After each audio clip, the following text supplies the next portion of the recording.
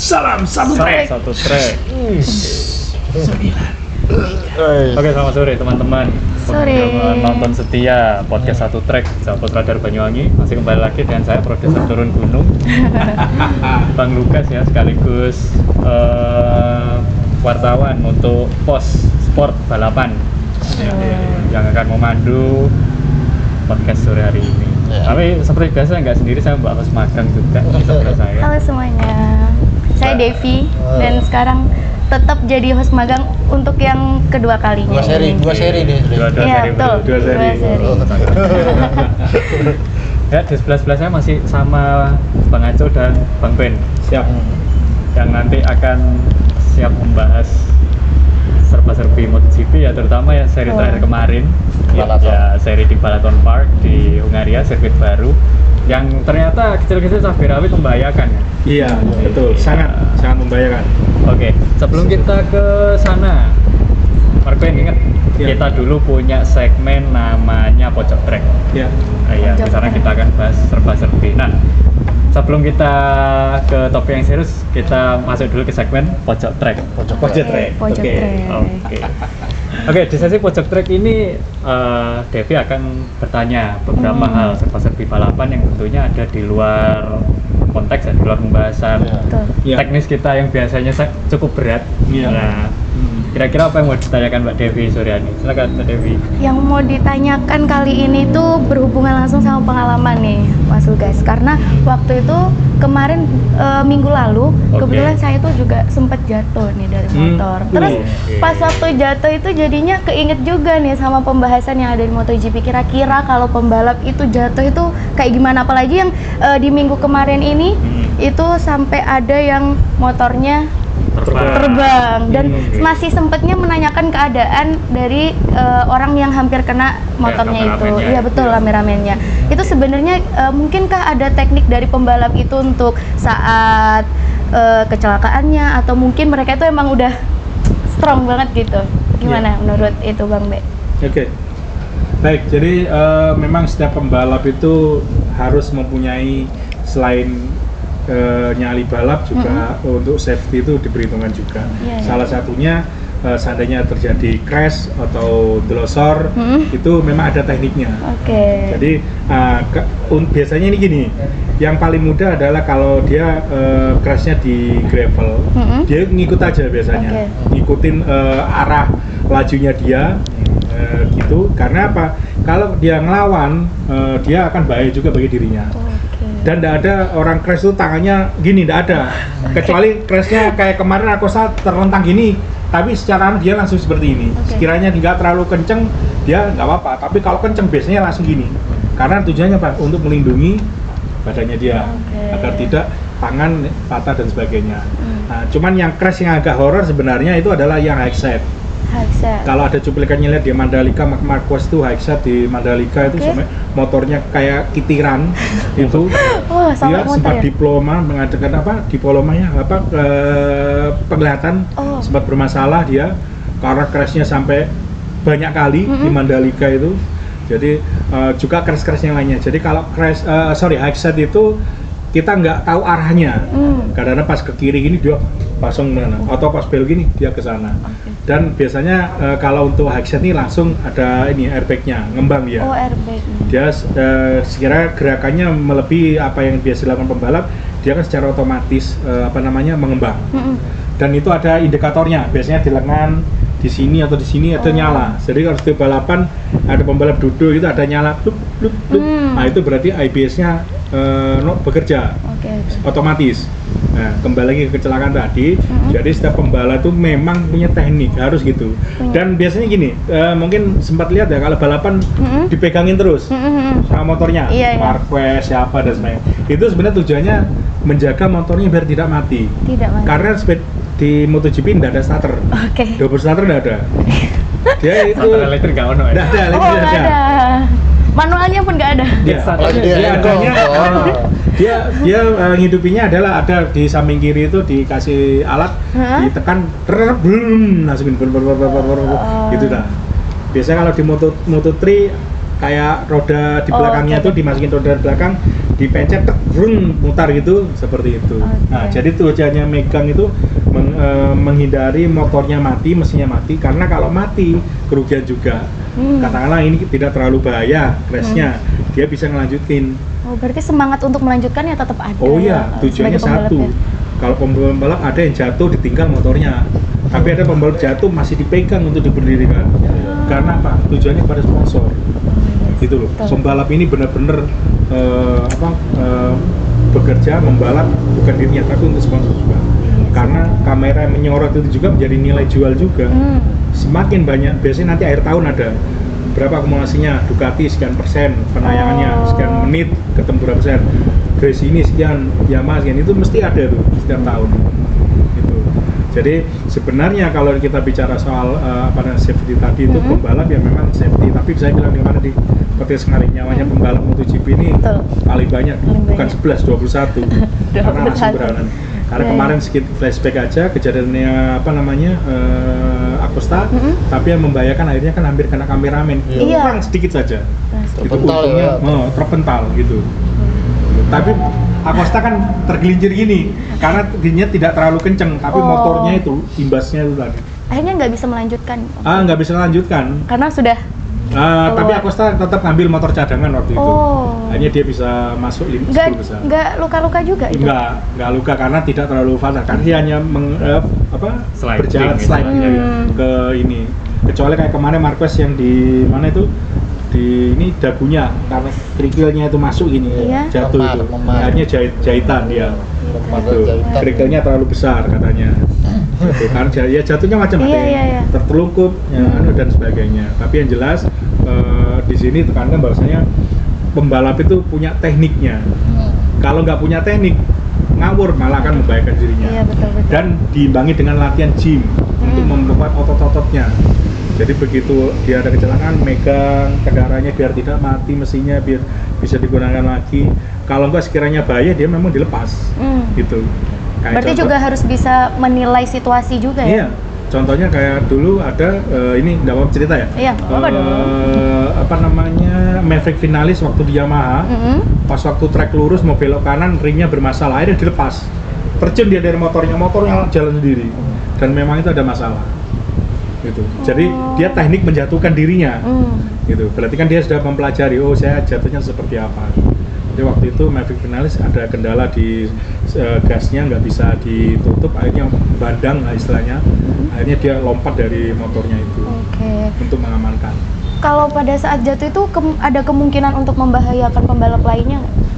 Ada juga, bisa. Apalagi kemarin sirkuitnya yang sempit. Iya. Gitu. Kalau yang waktu itu nggak sampai mencelakai yang lainnya? Nggak sampai, karena waktu itu apalagi mungkin kan tikungannya ke kanan ya, mau belok kiri, jatuhnya ke sana, pembalapnya kan kecuali jatuhnya ke sini, pembalapnya arahnya ke sini ya. Kemarin ada Bastianini itu 2 kali disprint sama ini. Pernah juga waktu itu. Kemarin. Itu sampai kemarin. Banyak yang cedera juga? Kemarin alhamdulillah enggak, karena Blay selamat. Iya, Blay selamat, tapi itu tetap kita bicarakan kemarin di podcast sebelumnya bahwasanya sirkuit ini sangat berbahaya, dan kemarin terbukti alhamdulillahnya tidak terjadi. Tapi motor Ernia jatuh, akhirnya nembus ke trek yang sana depannya. Padahal motor lagi jalan, ada lalu meninggal. Ya alhamdulillah. Ada lagi ngeri di Austria, motornya Morbidelli hampir kena Rossi waktu itu, hanya berapa inci saja. Ada cuplikannya itu, nanti bisa dilihat di sana. Gitu, maksudnya yang agak-agak horor lah crashnya itu. Marquez yang kayak kitiran yang tadi itu, kelihatan efeknya ngembang. Dia sempat mengalami kendala ini penglihatan. Hanya dia istirahat 1 seri kalau nggak salah, 1 seri, 2 seri. Akhirnya terus dia bisa balapan. Itu pengaruh ke psikologisnya pembalap nggak ya untuk kecelakaan yang parah-parah gitu? Pastinya iya, tapi namanya pembalap saya bilang tadi, dia kalau sepanjang tidak ada sinyal dihadang oleh tim medis dokter, dia tetap balapan. Ya itu. Jadi meskipun dia kecelakaan kereta heboh gitu, tapi dia tetap masih bisa balapan. Karena apa? Dokternya masih ngizinkan. Kecuali dokternya, you nggak boleh balapan karena kamu nggak ini, karena kondisinya seperti ini. Dia nggak boleh. Berarti sudah ada dokter. Ada aturannya, dan itu ketat sekali. Dan tujuannya apa? Safety. Balapannya safety. Ya seperti itu. Kalau untuk recovery after kecelakaan gitu tuh kadang butuh berapa lama, ada apa ya, ada analisanya dari mereka atau gimana? Kalau itu tergantung sama luka yang dialami. Seperti kayak Martin kemarin sampai 11 tulang rusuknya ya, mata itu sampai hampir lubang ya, itu tembus ke paru-paru. Tembus paru-paru itu. Jadi pemulihannya lebih lama. Marquez itu juga pemulihannya lama, hampir 2 tahun. Karena dia sempat dioperasi 4 kali, yang terakhir sampai 4 dimensi lah. Amerika yang operasi itu alhamdulillah sekarang bisa pulih, bisa dikatakan ya tidak sempurna 100% karena orang cacat itu kan ada bekasnya. Betul. Jadi ini bisa dikatakan mendekati lah. Karena apa yang terjadi ya rekornya terjadi terus. Ada yang sampai kira-kira karirnya sampai udah nggak jadi pembalap lagi karena kecelakaan? Ada. Sampai ada juga ya? Banyak pembalap. Pensiun dini. Ada pensiun dini, ada. Nggak ada umur. Nggak ada umur juga ada. Itu. Jadi ya itu tadi. Balapan berisiko semua, kekuatan apa dan sebagainya. Tapi ya tetap utamanya panitia itu ibaratnya Dorna dan sebagainya itu safety-nya tetap yang utama. Jadi apapun yang terjadi dan di lintasan kalau ada kecelakaan parah, mesti medisnya dikontrol dulu meskipun badinya sobek-sobek gitu. Kayak Marquez di Sachsenring karena bannya masih dingin, dia high set, terlempar, jatuh, jahitan, di Sachsenring ya gitu. Dokternya gini, enggak apa-apa, saya coba kasih obat anti nyeri, hanya diizinkan boleh, ternyata menang. Padahal kecelakaannya horor. Keren. Salah satu contoh itu Marquez. Yang lainnya juga ada. Iya betul. Sepertinya itu dulu Mas Lugas. Nanti kalau emang ada lagi saya tanyakan lagi. Oke, tadi pojok track ya. Ternyata bahas orang jatuh ternyata. Iya. Ternyata semakin ngeri. Jatuh ternyata nggak sembarangan. Iya. Justru kalau jatuh yang sembarangan malah yang ada cederanya semakin parah kan. Iya. Oh ya, sama satu lagi saya lupa. Iya. Sama didukung sama bajunya. Iya. Dari kulit. Iya. Dari Itu kulit kanguru. Iya. Paling kuat, paling tahan gesekan. Itu diuji sudah. Itu standarnya itu kanguru. Susah sobek berarti ya itu. Bisa dikatakan seperti itu, lebih kuat tahan gesekan juga sama sobek. Ini pernah ya kita bahas di pojok track. Ya? Ada ya. Makanya saya ingatkan tadi untuk bajunya. Lebih elastis ya. Iya, lebih elastis, lebih bagus dari kulit sapi. Oke, tadi ada request juga dari Bang Aco. Mas Lugas coba nanti dibahas lagi Vedanya. Bahas Veda lagi. Oke, Bang Aco. Veda. Apa yang dibahas dari Veda ini? Enaknya? Veda itu ya peluang sebenarnya. Jadi peluang ya. Iya. Peluang hitung-hitungan untuk supaya dia bisa di Moto3 tahun depan. Kan itu kan harapan kita semua. Harapan kita semua, semoga ada perwakilan lagi ya, nambah perwakilan ya jadinya ya. Khususnya ya makanya si Veda Ega ini memang betul-betul mau dijadikan suksesor yang betul-betul disupport lah sama pemerintah lah, kan? Atau ada sponsor-sponsor lain yang dari luaran bisa kayak Veda Ega itu sampai di Moto3. Klasemen sementara Veda ini ada di posisi kedua, betul. Nah, nanti di balapan terakhirnya ya di Misano. Ya. Ini masih akan kejar-kejaran poin lagi sama Hakim Danis di urutan ketiga dari Malaysia ya, sama Brian dari Spanyol. Betul. Dan biasanya Marvin untuk Bang Aco mungkin bisa jelaskan. Biasanya 3 besar ini katanya dengar-dengar bakal promosi sila ke Moto3, benar nggak? 3 besar. Biasanya itu gini, memang 3 besar itu sebagai reward lah. Dia itu dikasih chance ini, tapi tetap di belakangnya harus mendukung seperti itu. Kalau enggak ya dapat tim yang biasa-biasa saja gitu. Memang bisa dikatakan motornya sama, tapi namanya timnya kalau beda, cara nguliknya, cara kerjanya dan sebagainya itu beda. Jadi sebenarnya memang untuk yang juara itu rata-rata itu, apalagi yang juara 1 itu mesti sudah dilirik gitu. Jadi sebenarnya kayak di balapan Asia terus talent itu, kemudian KTM yang Rocky itu, sebenarnya tim-tim itu melihat, oh ini bagus ini, jadi lihat nanti ya, kira-kira ini bagus sebelum seri ini berakhir, biasanya dia ada komunikasi, sudah ada gitu. pitching lah. Ada pitching. Karena apa? Ini pembalap ini calon next. Oke lah, tahun pertama dia nggak bisa tapi kan yang penting dia bisa memberikan kontribusi, ngasih masukan, terus dia belajar. Karena soal MotoGP ini prosesnya belajar terus, balapan ini belajar terus. Moto3 nanti gitu ke Moto2 dan MotoGP. Nggak bisa ujuk-ujuk ya Mas Ben? Nggak bisa, karena yang terjadi kalau saya lihat yang ujuk-ujuk nggak pernah ini, terus tiba-tiba naik ke kelas ini, yang terjadi banyak terjadi ya melempem gitu, kayak apa ya, nggak bisa perform gitu. Jadi dan ingat motor jalanan Superbike ke MotoGP itu beda sekali. Makanya ini orang menggadang-gadang Toprak ya. Nah, kita WSBK ya WSBK ya yang sudah ini di Yamaha besok di Pramac digadang-gadang besok ini penggantian Marquez. Kalau saya bilang sih belum tentu karena beda motornya, berat motornya juga lebih berat MotoGP, dan di MotoGP itu banyak elektroniknya. Kalau di WSBK itu minim elektronik dan aerodinamika. Seperti itu sih gambarannya sih. Banyak faktor lah ya. Banyak faktor. Kalau bakatnya Toprak oke lah. Gitu. Ingat Toprak yang sliding seperti ini itu tidak bisa dilaksanakan di MotoGP, sulit. Stopi itu.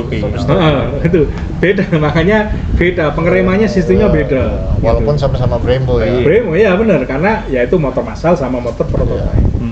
Itu mungkin Bang Lukas. Iya, ini tapi harapan kita beda, ya, tetap jadi wakil Indonesia nanti yang tembus Moto3. Insya Allah. Makanya kita doakan bisa yang terbaik lah.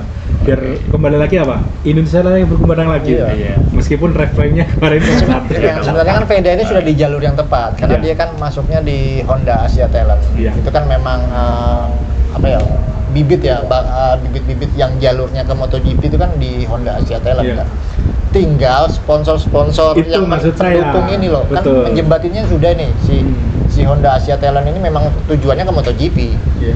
Alurnya memang sudah ke MotoGP. Nah, tinggal support aja lagi, support yang dari luar lah ibaratnya, tinggal ayo, karena kan masuk di Moto3 itu kan nanti juga pasti dapat ya itu tadi sponsor yang brandingnya sudah beda jadinya, memang sudah betul-betul industri balapan ini ya jadinya bisnis jadinya. Ya itu tadi butuh semakin banyak sorot kamera itu promosi sebenarnya.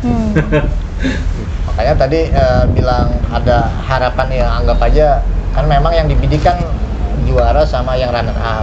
Cuman tergantung kalau memang yang di juara 3 bagus perak lah ya. Tinggal nilai komersilnya aja, si Vega cukup enggak untuk menjual dirinya di ajang Moto3, itu aja sudah. Tinggal sponsor. Backup dari belakangnya. Iya, makanya kalau bisa sponsor-sponsor lokal, khususnya lokal Indonesia. Oh ya, Pertamina gitu ya.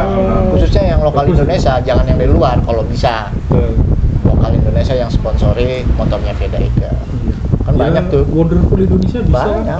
Buktinya ada di motornya Grace ini. Iya, banyak. Makanya yang produk lokal bisa keluar kan. Harapannya sih itu. Betul, siap. Oke, itu tadi dari Red Bull MotoGP Rookies Cup 2005 ya. Betul. Dari situ kita langsung geser aja ke MotoGP kemarin di Balaton Park. Bang Ben, apa yang menarik dari balapan kemarin? Ini karena minggu depan nggak ada balapan, jadi kita highlight aja yang kemarin gitu. Oke. Apa yang jadi sorotan Bang Ben selama balapan kemarin? Oke. Yang pertama di Balaton Park kemarin Marquez membuat rekor baru, karena sirkuitnya baru. Kejar-kejaran rekor lagi. Iya, rekor lagi. Dan itu pole yang ke-8 buat Marquez. Dan kita patut mengapresiasi, sebenarnya kita bicara sprint dulu ya. Dua Italia, Bezzecchi sama ini Di Gia yang tidak lolos Q2, akhirnya bisa dia masuk ini menjadi podium juga. Dan ini podium pertama kali double podium ya, biar 46 ya. Di Gia sama Morbidelli. Di sini sebenarnya kita melihat jalannya balapan itu ya kembali lagi karena ini tracknya baru, datanya 0, kemudian saya bilang di podcast mana setup dasarnya digunakan. Bahkan ini ya ada beberapa pembalap di waktu latihan kemebul motornya.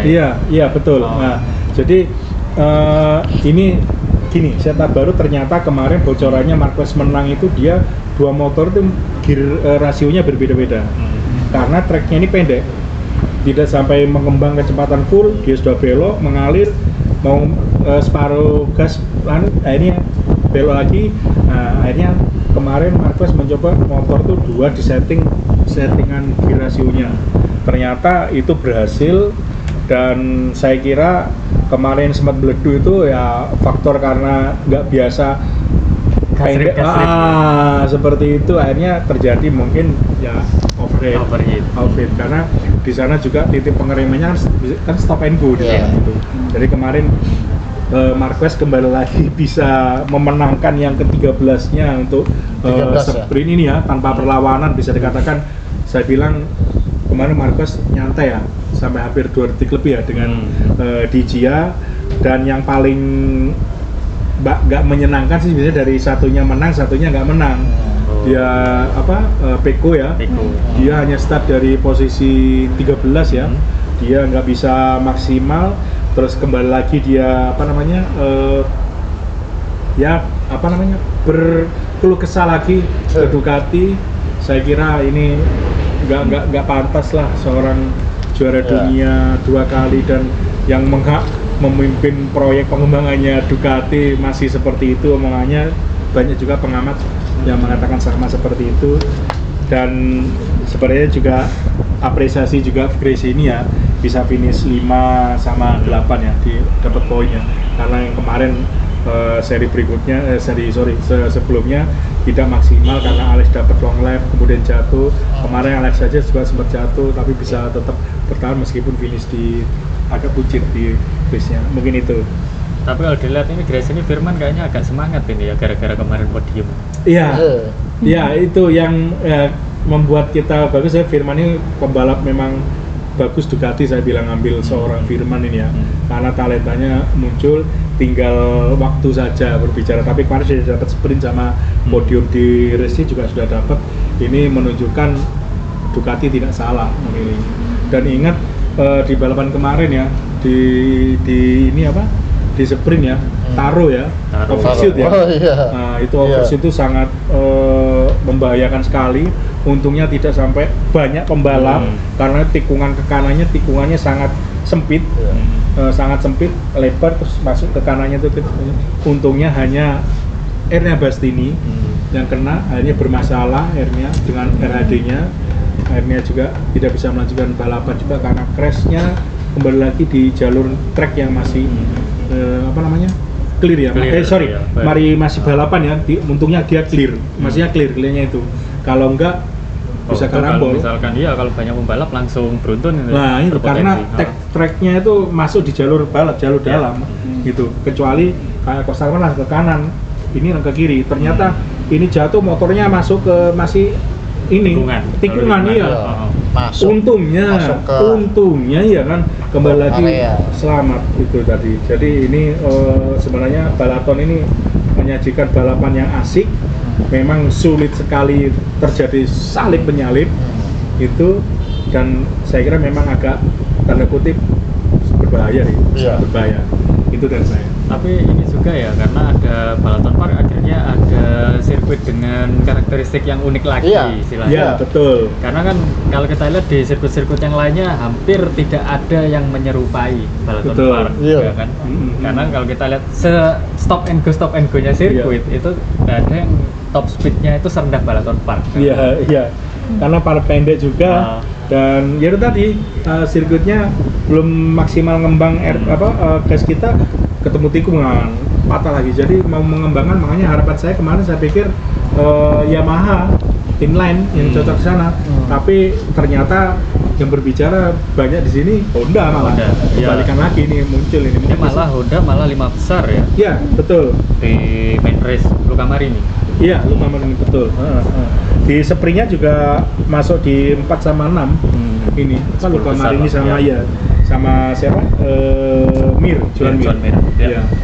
Nah ini mumpung bahas Juan Mir, kemarin akhirnya main race setelah kemarin kita selamat-selamatin ternyata lagi jadi tumbal lagi. Apa yang terjadi dengan Juan Mir ini kali ini? Ya kembali lagi ke track itu tadi. dan ya faktor keberuntungan lah.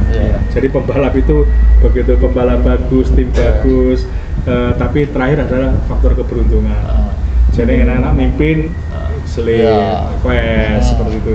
Nah, kemarin sempat kita alhamdulillah bagus ya. Ternyata diseruduk lagi kemarin sama Raul Gonzalez ya. Gitu.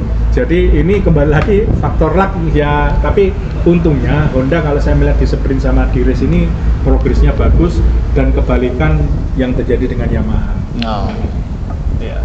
Ya mungkin kayaknya perlu usul besok ke MotoGP ya. Tolong rekornya yang dihitung jangan rekor kemenangan atau rekor apes ini juga masuk ya. Ada. Sudah kemarin. Ada. Crash paling banyak. Ini sudah masuk ini. Resmi sudah masuk. Sudah masuk tapi cuman hitungannya masih yang terbanyak seingat saya Marquez. Tahun-tahun sebelumnya rekor. Kalau tahun kemarin Acosta, Marquez di bawahnya. Tahun sebelumnya Marquez. Dia masih pakai GP23. 25 atau 29 kalau nggak salah. Ngeri. Ini tahun ini John Mir ini kena ini. Satu musim ya. Satu musim 25 kali. Iya. Nah, ini hampir karena kita hampir setiap balapan pasti namanya beliau pasti ada. Iya. Dan kalau nggak diseruduk rata-rata. Tapi crashnya bukan crash sendiri loh kalau kita lihat ya. Diseruduk. Iya. Enggak kan kalau kayak tadi kayak Marquez, Aco, mungkin kan crash karena mandiri lah. Satu-satu sendiri gitu. Istilahnya kecelakaan tunggal kalau dia. Ini enggak. Ini dia korban kecelakaan beruntun. Betul. Makanya kan kemarin teman kita diruat itu. Iya. Tapi minimal Honda di sini ya bagus sekali lah untuk ini progresnya. Saya kira Honda kayaknya kalau melihat race-nya Honda kemarin, motor Honda itu di tikungan meliuknya itu hampir saya lihat seperti kayak Marquez yang dulu. Malah Marini jangkung ya. Iya, Marini jangkung. Jadi saya melihat Joan Mir terus Marini kemarin tuh lihat jatuhnya tuh masuk tikungan itu saya ingat ya kayak Marquez yang kemarin yang waktu di Honda. Jadi tinggal menemukan top speed-nya karena kita bicara kalau track-nya pendek power besar tidak dibutuhkan, meskipun memang itu dibutuhkan, tapi kan minimal power yang separuh, istilahnya nggak terlalu full, tidak seperti Ducati mungkin ya, saat ini yang paling bagus di grid ya. Saya kira Honda bisa menunjukkan kemarin, saya yakin mungkin sepakat untuk yang penonton penikmat MotoGP, Honda kemarin motornya tuh bagus. Itu saya wah, tumben Honda seperti ini, hampir mirip sama dengan Aprilia gitu. KTM mungkin kayaknya memang Acosta ya masih tetap agak agresif ya, bisa dibandingkan Pol Espargaro.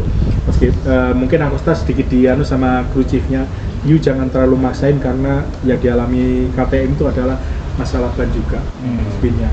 Jadi itu secara kalau globalnya sih memang ya kembali lagi motor GP25 itu meskipun ada kekurangan ya ditutupi oleh seorang Marquez. Gitu. Oke, makasih Mas Ben. Kita geser ke Bang Aco. Bang Aco ini kemarin Aco agak berulah motornya waktu kualifikasi ya, hampir ngantem kameramen. Apa yang terjadi waktu itu, Bang?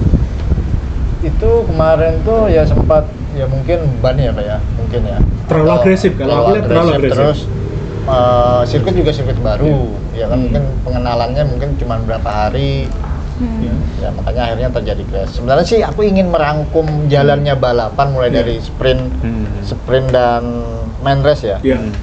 Ya selamat. Pertama itu selamatnya buat VR46 double podium di sprint. Terus Acosta bisa podium, Ceci bisa podium, Martin yang di grid 14 bisa jadi 4 ya kan. Marini juga bisa berbuat banyak. Honda. Terlepas dari Marquez ya kan. Termasuk kedukunya Bang Aco tembus kemarin ya. Salah tingkatan aja, salah tingkatan. Tapi termasuk tembus loh itu, Bang. Jarang-jarang Bang Aco tembus ini. Makanya dari hasil balapan keseluruhan kita lagi-lagi melihat dominasinya Marquez.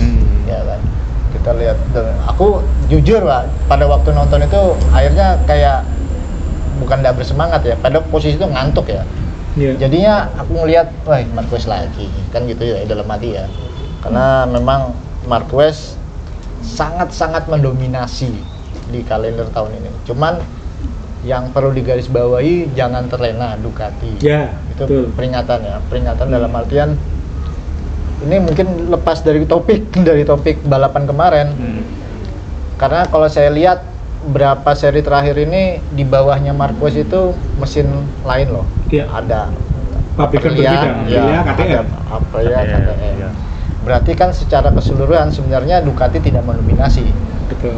Karena yang pakai GP25 itu di Gia sama Bagnaia. Betul. Dan dia sendiri kesulitan. Yang bisa mendominasi hanya Marquez. Nah, kita bisa bayangkan kalau kalender tahun ini nggak ada Marquez. Apa yang terjadi? Kan mungkin si Ducati nggak mendominasi. Aprilia KTM. Iya kan? Aprilia KTM. Jadi di balik dominasinya Marquez di tahun ini itu jangan terlena Ducati. Hati-hati. Ya. Karena KTM dan Aprilia itu sangat dekat sudah loh. Ya. Ya kan? Karena kalau misalnya anggap ini nggak ada Marquez, Bagnaia sudah kesusahan tuh pakai GP25, apalagi di Gia. Ya kan? Karena memang kalau menurut dari hasil tahun-tahun lalu ternyata GP24 lah yang sempurna. Kalau GP25 ini sebenarnya masih banyak persoalan, cuma ditutupin Marquez. Ya, betul. Itu aja sih. Makanya aku lihat balapan tahun ini dibilang bosen ya enggak. Kita lihat dari sudut pandang mana dulu. Cuman memang banyak yang bilang Marquez lagi ya kan. Karena saking dominasinya si Marquez, akhirnya kan orang ini butuh yang namanya set by set lah. Ya kan? Ya. Jarang adanya faktor balap-balapan ya sekali menang ya menang udah. Marquez sekali depan. Mungkin ada sesekali mundur itu pun karena tekanan angin. Ya. Makanya di fight lagi. Jadinya ada serunya di situ. Makanya saya ingatkan lagi Ducati jangan terlena atas dominasinya Marquez. Hati-hati karena yang dekat itu ada KTM, ada Aprilia sekarang. Jadi intinya Ducati itu sebenarnya untuk tahun ini tidak mendominasi. Yang mendominasi itu Marquez. Ya, bahasanya kita ganti harusnya. Marquez mendominasi bukan Ducati. Iya, betul. Untuk tahun ini loh ya. Untuk tahun ini.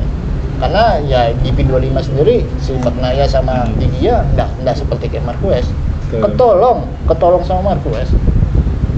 Itu aja sih, makanya aku lihat Acosta ada kemajuan. Ya jadi intinya pabrikan-pabrikan lain ini sudah melangkah.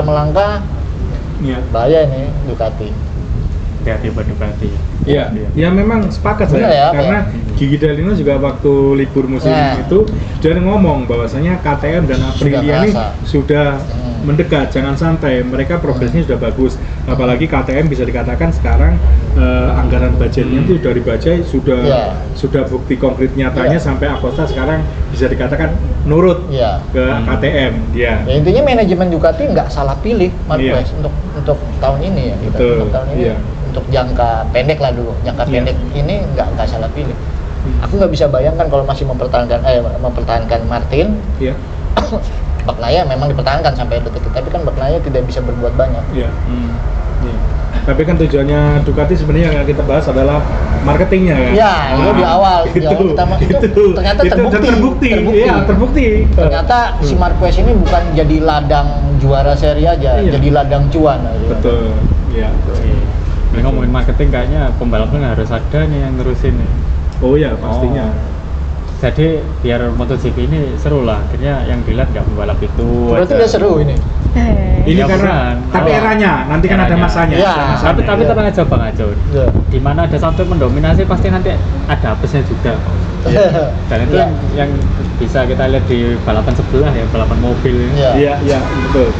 Dari era ground effect yang baru berlaku mulai musim 2022 di awal musim, kalau kita lihat Red Bull cabang mobil Red Bull Racing kan kita lihat hampir tiap tahun kita mendengar lagu kebangsaan Belanda gitu. Akhirnya sampai itu ada beberapa fans yang gerundeng juga ngapain nonton paling menang ya itu lagi.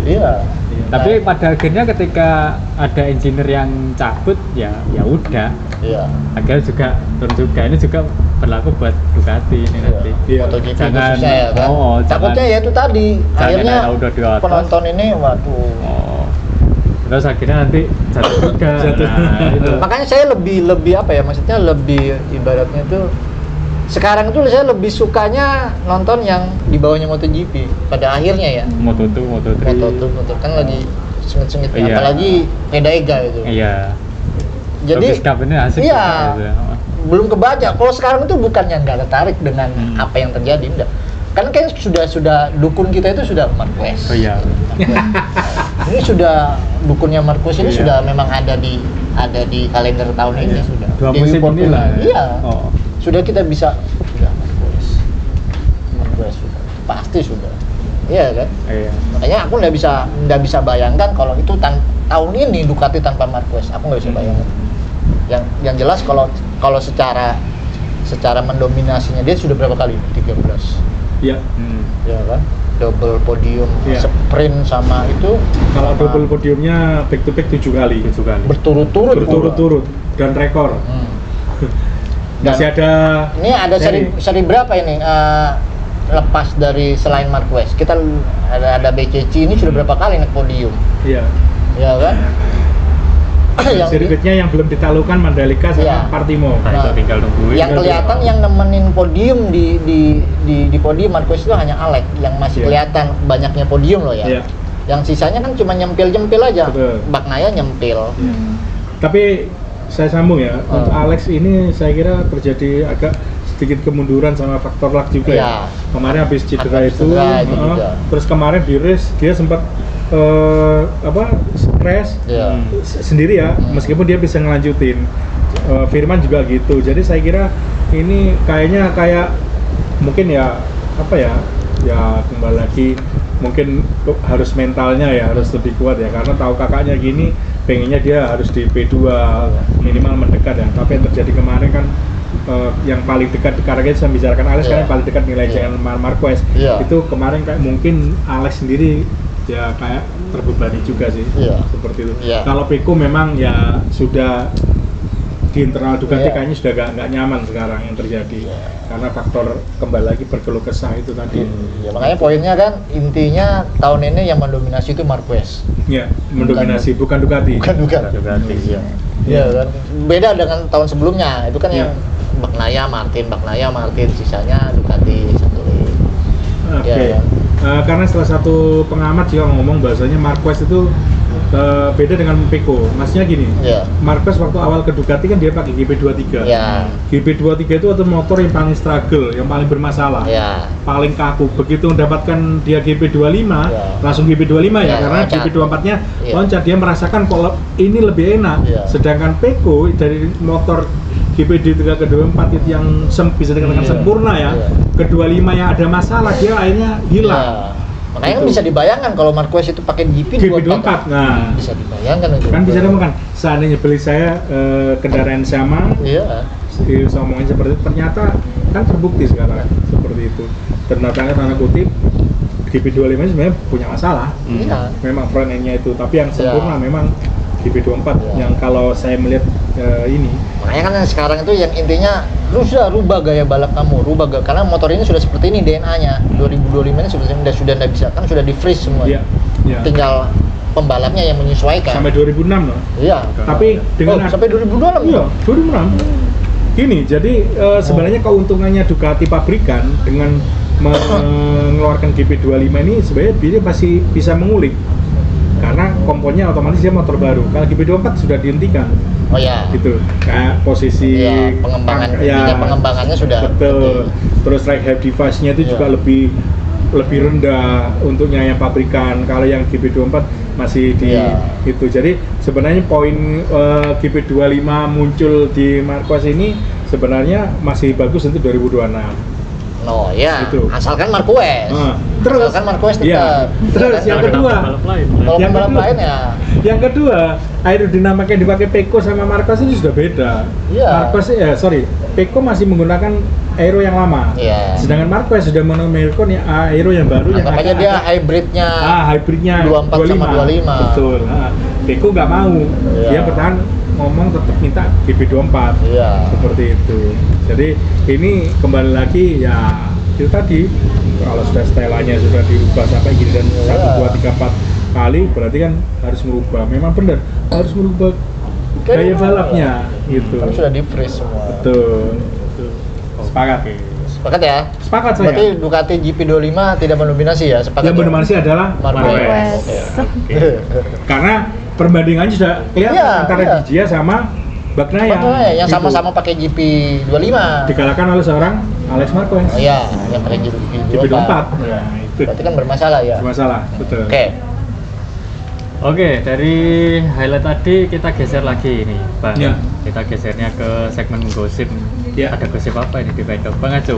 Oh, gosipnya ya itu tadi. Apa? Marquez mau ditambah lagi, sedangkan dia kan 2 tahun kontrak nih, 2025 sampai 26. 25 belum habis, masih jalan 14 seri, dia ditambahin lagi. Mau ada isu mau ditawari kontrak baru. Nambah lagi 2 tahun. Berarti total 4 tahun. Ya karena ini judulnya masih menggosip, ya disimpan aja gitu lah ya. Kalau nanti kejadian ya syukur, kalau tidak kan gitu. Namanya juga gosip. Nah, saya sebagai orang dalamnya Marquez kok belum dengar ya. Iya. Sudah disodorin, Bang. Karena itu tadi, karena Bang Aceh hebat ini. Karena itu tadi yang bisa ngatasi permasalahan ini sementara ya adanya Marquez. Kenapa kok Marquez gitu kan? Alasannya kan sebenarnya mudah sekali. Marquez itu paling nggak seneng motor yang banyak menggunakan elektronik, sama aerodinamika. Dia kepinginnya yang seperti kayak Moto2 sama Moto3. Jadi bener-bener apa skill pembalapnya nanti. Iya, makanya kan biasanya rata-rata pabrikan itu menyodorkan kontrak itu sisa tahun kontrak kedua, sisa berapa balapan, pertengahan balapan baru ada negosiasi. Nah ini loh, kontrak pertama belum habis, dia sudah mau ngikat lagi si Ducati ini sudah mau ngikat Marquez dengan jangka panjang. Kan gitu. Jadi memang betul-betul bukannya takut kehilangan, dalam arti Ducati puas. Iya, artian dalam artian si Marquez juga ya sudah lebih enjoy aja lagi, sudah nggak usah mikirin masa depan kamu. Yang jelas masa depan kamu untuk 4 tahun ke depan adanya di Ducati dah, kan gitu ya. Nggak kayak kemarin kan abis chaos itu gosipnya di Pramac. Ya. Miller ngamuk gara-gara belum ada kejelasan masa depannya dia. Nah, ini ya kan minta maaf sih Miller. Itu kan gosip, salah satu gosip. Tardosi aja berharap Marquez itu pensiun aja bisa sampai Ducati aja. Oh iya. Begitu. Ya. Tardosi. Ya. Gitu. Tardosi wah orangnya luar biasa itu. Ya itu salah satu gosip yang lagi rame, lagi rame sudah disodorin kontrak sebenarnya. Terus V4 ya, Yamaha ya. Yamaha, oke. Lewat ininya. Augusto Fernandez. Ya, dapat wheelcut di Misano. Dia nanti pakai. Jadi ada 2 mesin yang turun. Iya, si inline sama Quartararo pakai inline, si wheelcutnya pakai Vivo. Kita lihat aja nanti. Ya, saya sambung. Itu ternyata Taro itu kecewa sama Yamaha. Dia mengultimatum Yamaha, you harus ngasih keputusan seperti yang kita bahas sebelumnya. Yamaha ternyata memang yang terjadi, Yamaha kemarin nggak fokus, dan kemarin tujuannya di Misano ini menunjukkan seandainya Taro itu ngomong seandainya nanti jaraknya V4-nya itu hanya terpaut setengah detik, diteruskan progresnya itu harus karena referensi apa di inline sudah mentok ya. Gitu. Nah, jadi ini sebenarnya tugas beratnya memang di Augusto besok nanti sebagai wildcard ini harus bisa menunjukkan performnya. Dia masuk 10 besar saya kira itu luar biasa. Bisa jadi referensinya si Quartararo kan. Betul. Itu sekaligus Yamaha menegaskan bahwasanya Miller tetap di Yamaha. Jadi Oliveira ya ini. Oliveira yang tapi belum belum fix sudah tinggal diumumkan saja. Jadi kemarin diskusinya kan diperkirakan Oliveira ya. Karena padahal Oliveira kan kontraknya masih panjang sampai tahun depan gitu. Ternyata karena mungkin Millernya satu juara di Suzuka 8 jam itu 8 hours itu saya kira itu yang menjadi nilai lebih juga. Dan Taro ngomong bahwasanya mesin V4 ini Miller tuh orang berpengalaman. Jadi tujuannya ada jam terbang tetap menggait Miller itu tujuannya seperti itu. Untuk pengembangan juga. Untuk pengembangan betul. Paling senior dia pernah di Ducati, di Honda. Iya pernah. Katanya pernah nggak? Pernah. Aprilia ya. Aprilia. Sir. Oh, Aprilia. Iya. Honda, Ducati. Iya, Ducati. Iya, Iya kan? Sekarang Yamaha. Iya kan? Jadi sebagai motor pengembang nanti dia sebagai salah satu yang dirujuk oleh Taro itu menjadi progresnya untuk pengembangan V4-nya Yamaha. Karena ini tinggal tahun ini biar tahun 2027 bisa lebih fokus lagi. Oh, KTM pernah? Iya pernah KTM. Kan menang ya? Pernah, iya. Jadi tiga motor pabrikan kan? V4 juga. Iya. Oke. Betul. Ya mungkin Devi ada pertanyaan dulu. Sangat menyimak ini, nyimak dengan pembahasan ini sih. Tapi maksudnya bahasan tadi tuh paling tidak ada inputan yang bisa, nanti saya kulik ya, ibaratnya apa yang kita omongin itu iya bisa kan, maksudnya bisa dipahamin kan. Iya, ada beberapa yang dipahamin, tapi juga ada yang yang mungkin ada yang kayak bahasa-bahasa teknis. Iya, itu masih bisa aja dikulik searching atau apa yang kita omongin nanti kan bisa aja. Benar ya? Betul.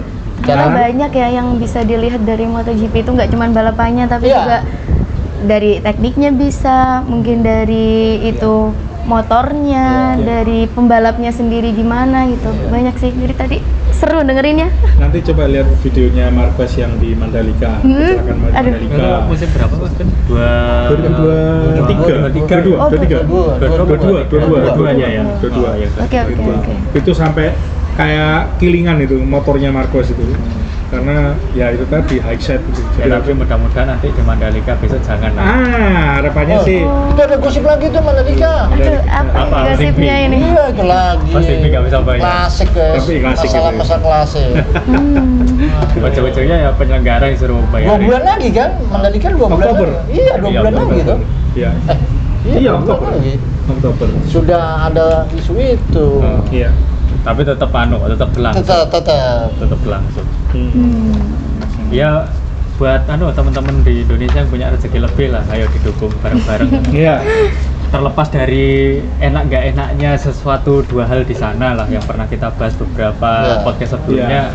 Ya tetap aja itu ada di negara kita, ya ayolah kita dukung bareng-bareng, kita sokong bareng-bareng. Sebagai penggemar penikmat yang MotoGP. Kalau ada rezeki lebih silahkan berangkat, kalau enggak ya udah perpanjang aja langganan di beberapa platform streaming ya. Iya. Yang biasanya saya sebut di di bawah. Kalau di artikel aku nggak ngomong di sini. Aku nggak akan ngomong di sini. Ya jangan sampai nanti Mandalika pada akhirnya nggak kepake lagi di MotoGP kan emangnya sayang kan. Saya itu investasi udah gede-gede ya. Besar sekali itu sana. Dan kita bangga akhirnya punya sirkuit yang internasional gitu. Iya. Oke. Mungkin yang terakhir masalah poinnya. Jadi Marquez saat ini sudah mengukuhkan di 455. Rekor lagi nih sebenarnya. Hitung-hitungan aja. Kemudian jaraknya dengan Alex Marquez itu 175 karena poinnya 280 Alex Marquez, kemudian di 3 Bagnaia di 228, jauhnya 227 jaraknya. Jadi kesempatannya ini kalau kita berbicara secara logika 175 itu dibagi 37, anggap 4 seri, tidak ikut ambil yang belakang, berarti seri besok. Ini terhitung mulai dari Barcelona berarti? Iya. Oke, jadi tinggal Barcelona, kemudian Misano, kemudian Motegi dan Mandalika. Sisanya yang 4 seri itu anggap dia nggak usah balapan. Jadi pertaruhannya di 4 seri ini kalau gambaran saya ya. Jadi nanti seandainya yang terjadi seperti dua balapan Austria sama balaton seperti ini, double podium, double win ya, yang masih Alex posisinya kayak kemarin ada di tengah, ada ini bisa dikunci di Misano. Oke. Tapi kalau masih melekat di nomor 12 itu bisa terjadi mungkin di Motegi. Oh, berarti kuncinya ada di Alex Marquez. Iya, kuncinya memang karena itu aja yang bisa. Tinggal bocahnya nempel enggak? Gitu. Karena yang terjadi saya bilang tadi, Alex Marquez kan habis kecelakaan kemarin terus ini kayaknya agak nanti kong nanti. Saya kira kalau ini karena saudaranya ya enggak lah. Kalau kita bicara fight-nya seperti itu, ya mohon maaf ya, bukan karena apa ya. Itu ditunjukkan seorang Alex Marquez itu masih perlawanan. Harus kasih perlawanan, Pak. Kalau enggak laku tiket-tiket selanjutnya ini. Dan memang benar-benar yang ditunjukkan adalah sportivitas gitu. Jadi saya senangnya di sana. Gitu. Ya cuman yang kembali lagi mengulik yang saya nggak enak itu salipen aku banku panas sih, itu yang paling nggak seneng saya. Makanya saya nggak setuju. Apa disabotase 4 seri ke depan ini kita sabotase aja motornya Marquez biar panjang ini. Jangan sampai ada ban goib ya. Soalnya kemarin Piko juga ngomong bannya kok beda merasa kata banyak beda. Saya kira jangan sampai terjadi itu. Dan yang pastinya yang ditunggu balapan besok ini Catalunya itu kan ini sirkuitnya ya nanti kan kita bahas di minggu depan aja ya. Itu jadi lebih serem dan kita tunggu rekor apalagi yang dipecahkan oleh seorang Marquez yang mendominasi sangat bukan Ducati lah ya. Iya, yang mendominasi betul. Mungkin itu. Oke, udah cukup. Oke ya. Ini juga karena Pak produser mau ngejar jam terbang mau ke Belanda ke Zandvoort untuk melihat free practice ya. Evan juga lagi main pekan ini.